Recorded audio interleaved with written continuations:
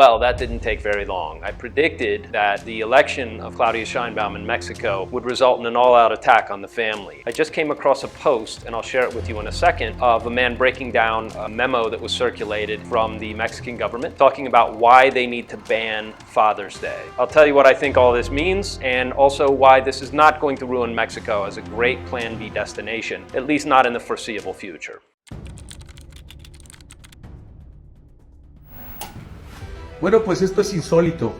La Comisión para Prevenir y Erradicar la Discriminación en México, la COPRED, acaba de publicar una carta precisamente en el fin de semana que en México celebramos el Día del Padre. So the Association in Mexico to Prevent Discrimination published a card about their official position. Escucha, haciendo oficial su postura para promover a nivel nacional y de manera gubernamental que se suspenda en nuestro país la celebración del Día del Padre.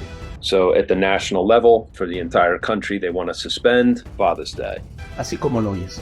Textualmente, la carta que hicieron dice: exhortamos a las escuelas de nivel básico, preescolar, primaria y secundaria a replantear sus festividades con motivo del Día del Padre, en las que se exalta un único modelo de familia y no se mira desde una perspectiva incluyente para todas las infancias. We exhort the schools at the primary, secondary level to say replantear is to replace the festivities and commemorations of Father's Day, which promotes only one model of the family. It doesn't include the family situation of all infants. Bueno, pues te recuerdo que la COPRED y la CONAPRED and CONAPRED are some kind of Mexican regulatory departments of some sort. Se han distinguido en los últimos años por tener este sesgo pro-LGBT y una abierta promoción de la ideología de género. Desde su plataforma de gobierno, so they offer a very open promotion of LGBT, as we all expect and know. Ahora, no solo están impulsando su agenda, sino que quieren impedir que los padres seamos celebrados un día al año. Increíble, ¿no te parece? Pues bien, su carta dice también, escucha, que estas celebraciones justifican los estereotipos en el aprendizaje de las infancias y no visibiliza la diversidad de las familias, sino que refuerza su construcción de manera tradicional. So these existing traditions create stereotypes where young children are not seeing the visibility of diversity in families, except in their traditional form, and reinforcing the structure of the family in a traditional manner. En pocas palabras, su argumento dice que, debido a que hay familias con madres solteras y con parejas de la diversidad sexual, entonces los padres no debemos ser celebrados públicamente, para que los demás no se sientan excluidos.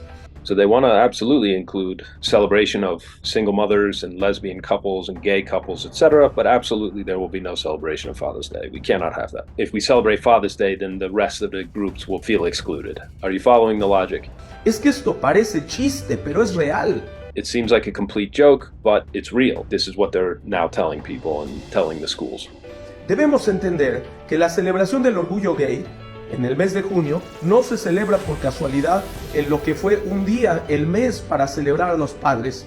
Debemos entender también que este tipo de acciones no son aleatorias, no son casuales, son parte de una agenda para desmantelar la familia tradicional y eliminar el modelo biológico hombre y mujer. Part of an agenda. We can have an entire gay month to celebrate gayness, but you absolutely cannot have one day to celebrate fathers. And this is part of an agenda to attack the family. Y estas expresiones básicas de masculinidad y de feminidad. Así la ideología de género y así su agresivo avance en México.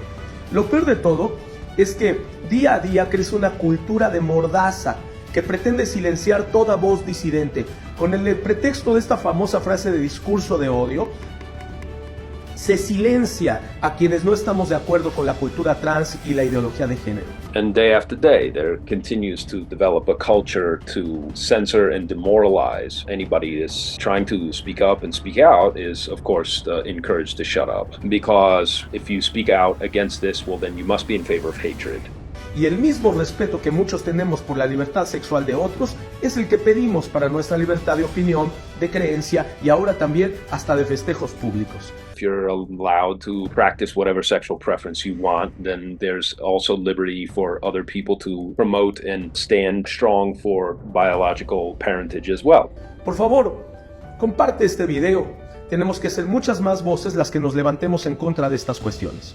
raise your voice against all of this. Amen. So the logic is something like, if you have a mother and father in a traditional biological family structure, that's bad, and we don't want to celebrate that, because what we need to do is be more inclusive and make sure that we don't offend people who are living without a father, or have two dads, or two moms. It's the same twisted illogic that has made so many people so crazy. However, I'm going to give you my reasons why I don't think this is a big deal, at least not for the foreseeable future, and tell you why Mexico is still an excellent opportunity and a great destination if you need to set up a plan B to protect yourself and your family through the coming chaos. In March of this year, 2024, I saw a billboard on the side of a building in Mexico City talking about a Netflix-type telenovela special. The title translated roughly to How to Have a Happy Divorce. And the whole poster was showing some stupid father figure is being pissed on as everybody else, and the women are running off having affairs and having a great time, and the children are really happy about this. That has happened to nobody ever. This kind of propaganda is being sent out in Mexico, which is the most family-oriented place that I've ever been. And yet you saw it before the election, and then now you see after the election of Claudia Sheinbaum, the full court press on the family and the traditional family values that Mexicans hold so dear. She was elected on June 2nd, so we're 2 weeks into her reign, and this is what we get. The reason Mexico is still going to be an awesome destination, if you need to get out of North America, it's the most prosperous place in Latin America by far. The per capita GDP is something around $15,000. The various ways and places to make money if you purchase property in Mexico, the big infrastructure projects, some completed, some that are still underway. All of these things amount to a very, very positive trajectory overall. The other big trend is nearshoring. Nearshoring is manufacturing and factory work that's coming back from Asia as the world deglobalizes. Mexico is the primary destination for much of the nearshoring. Firms that are bringing manufacturing back to the North American continent are looking at Mexico. It makes the most sense. It has the best population for it. It's the closest to